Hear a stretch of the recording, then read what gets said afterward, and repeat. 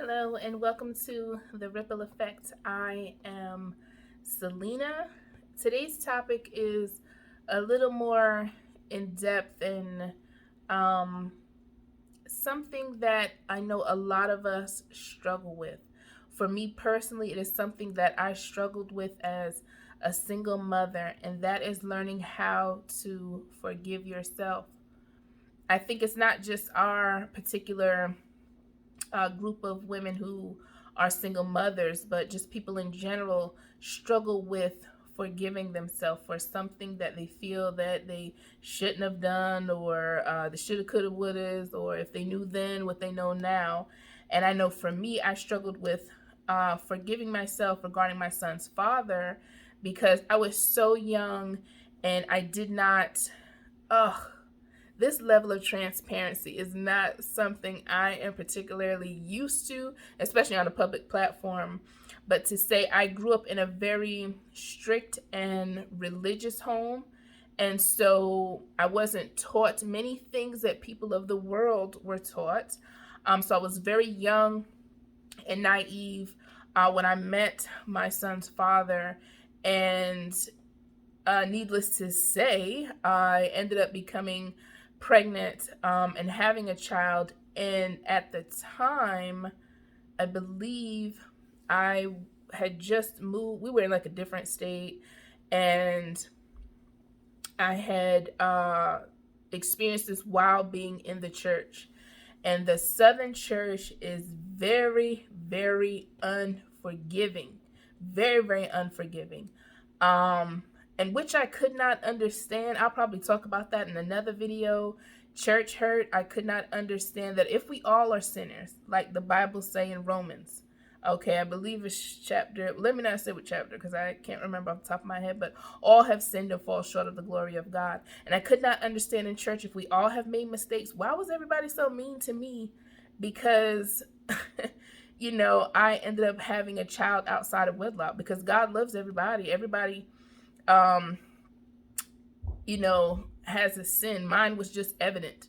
But I digress.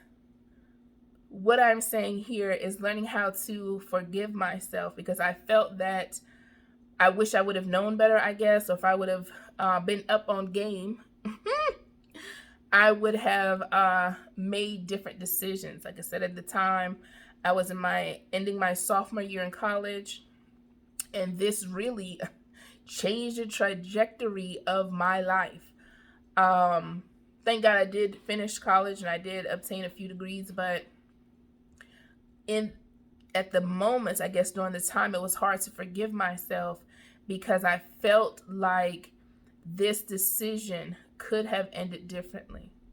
And I had to forgive myself and not hold it against myself because I made the best decision with the knowledge that I have. And I say best decision in the sense of I chose to have my child. I did not want to avoid the choices that I made.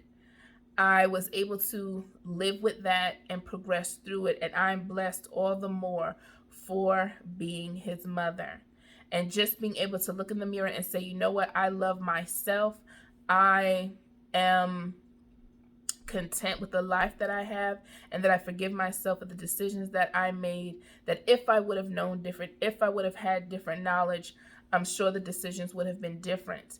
And I encourage you, ladies, if you are feeling that way, if you're holding on to something, if you're still holding on to anger or hatred, especially for those of us who, if it's not just for your child's father, it's for a sibling or a parent or aunt, uncle, grandparent, coworker, boss, whatever it may be, just be able to forgive that person. Because I once heard that hurt people, and it is very, very true. I'm a survivor of a very toxic relationship, not my child's father. After that, many, many years later, I was married, and I was able to, once it was said and done, to forgive him and all the damage and havoc he wreaked in my life. I was able, through prayer, through fasting. I will add that, because there are some things that you will only overcome through prayer and fasting. And I was able to forgive him, and I had to let it go. And I'm so much better. I feel freer. I feel lighter that I have forgiven him for all the things that he has done, all the wickedness, all the evil, all the things that he did to try to damage me, damage my life. I had to forgive that person, and I encourage you as well to forgive the people who have hurt you.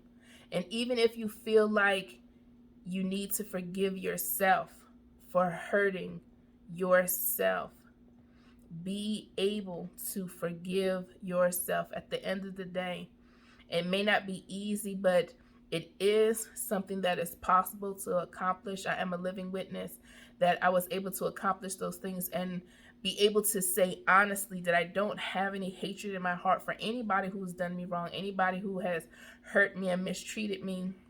I have been able to forgive that person, because also one thing that I've learned is vengeance belongs to the Lord. And, I try to tell myself that God doesn't need my help. Although I may want to give it to him every now and again, he doesn't need my help. That I'm able to forgive this person, and whatever they have done wrong to me, that is between them and God. And I forgive them, and I forgive me.